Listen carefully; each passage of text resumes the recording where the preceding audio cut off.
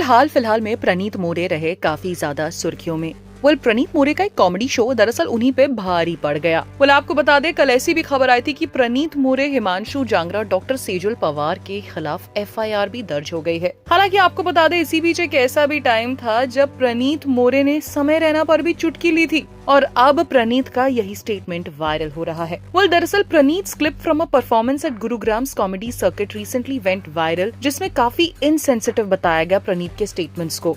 The debate centered around audience interactions and comments involving women, leading to discussion about the boundaries of crowd work in stand-up comedy.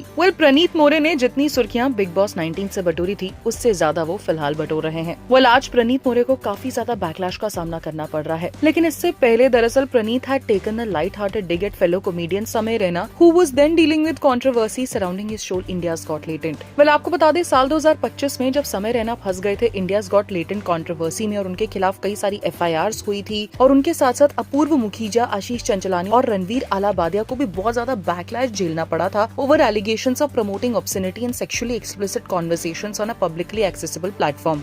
उसके बाद supreme court of India ने direct किया था social media influencers को, जिसमें समय रैना ने एक अपॉलॉजी भी इशू की थी और साथ साथ समय और 4 और इन्फ्लुएंसर्स को समन भी भेजा गया था। उसके बाद अगस्त 2025 में प्रणीत जब बिग बॉस 19 के घर में गए थे, तब उन्होंने एक्चुअली एक इनडायरेक्ट डिग लिया था टू ऑल दीज कॉन्ट्रोवर्सीज और साथ साथ he actually made an indirect reference to the controversy surrounding comedians while speaking to host Salman Khan during the premiere episode. Salman ने जब प्रणीत को इंट्रोड्यूस किया और सलमान ने प्रणीत से पूछा कि क्या वो बिग बॉस 19 के घर में कंट्रोवर्सी से दूर रहेंगे या उनका हिस्सा बनेंगे। इसके जवाब में प्रणीत ने कहा, even if I don't try, comedians are always in controversy. वैसे भी समय ठीक नहीं चल रहा है. The time is not right for us.